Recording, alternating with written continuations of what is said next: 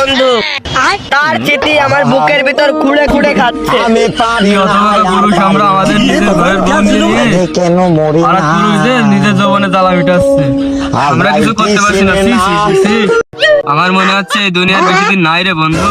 এখন যৌবনে জ্বালা মিটাচ্ছে নিক, মরার পরে একটা বাসও জুটবে নগের জন্য, দেখিস কানে তুই। বন্ধু তোকে একটা কথা বলো, যদি মনে কিছু না করিস। তুই যা কিছু বলবি বল, আমার মনে করে আর কি আর না করে আর কি, যা কিছু বলবি বল বন্ধু তুই বল। আমি বলছি যা হওয়ার তা হয়ে গেছে, ও নিয়ে আর মন খারাপ করার দরকার নেই। তো নতুন করে বিয়ে শাদী করে একটা নতুন সংসার কর। আমার মতো হতভাগা পুরুষকে কে মেয়ে দেবে বল তুই? ঘর থেকে বউ বেড়ে যায় রে খেপা, তাকে কোনোদিন মেয়ে দিতে চায় না, তুই সব বুঝবি না। তুই বিয়ে করবি নাকি সেটা বল, মেয়ে আছে আমাদের কাছে।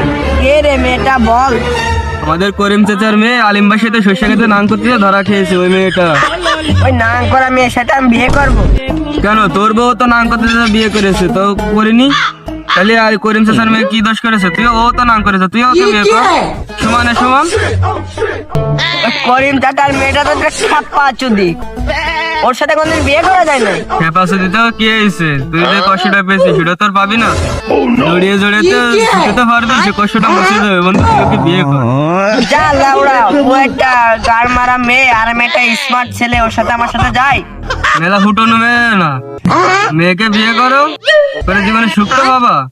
তোর আগের বউর মতো না যে বলাই চলে যাবে। দেখ, তোরা তো আমার বন্ধু, তোরা তো আমার খারাপ চাবি না, যেটা ভালো হয় সেটাই কর। আচ্ছা দেখা দেখি সময় নেই, যে করিম চাচারে বলবো যে তোমার মেয়েকে বিয়ে দিতে তোমার বন্ধুর সাথে, তোমার মেয়ে সুখে থাকো। যেটাই হোক, নাং করা বেটি মানুষের কথা। সব ঠিক আছে, ওকে বলে টলে রাজি করাই নিবে, সমস্যা নেই।